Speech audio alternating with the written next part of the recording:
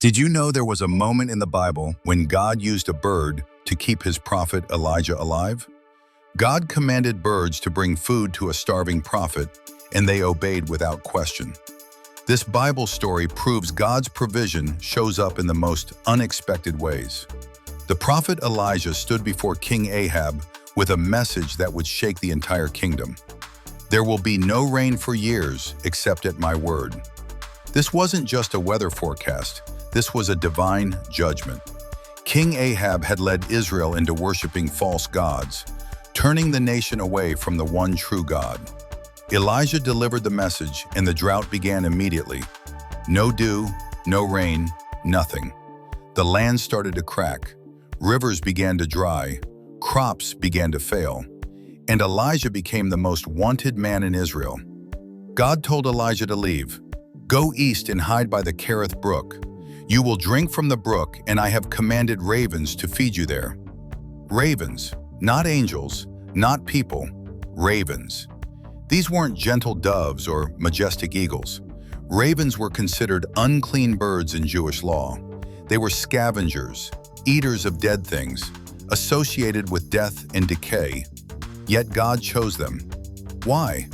Because when God provides, He doesn't follow human logic or religious expectations. Elijah obeyed and went to the brook. Every morning ravens came. Every evening ravens returned. They brought bread and meat, fresh food delivered twice a day by birds that couldn't bake bread or cook meat. Think about that. These birds flew somewhere, picked up prepared food, and brought it to one man hiding by a stream. They didn't eat it themselves. They didn't drop it along the way.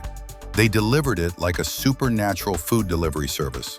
Some scholars believe the ravens took food from King Ahab's own table. Imagine that. The king who wanted Elijah dead was unknowingly feeding him through birds he would never suspect. God has a sense of humor and perfect irony. Your provision might come from the last place you expect.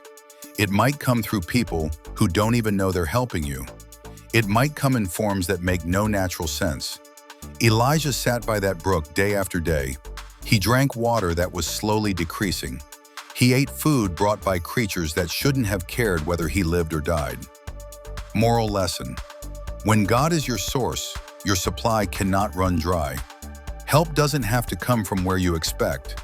God can use unexpected people, unexpected places, and even unexpected creatures to sustain you. If God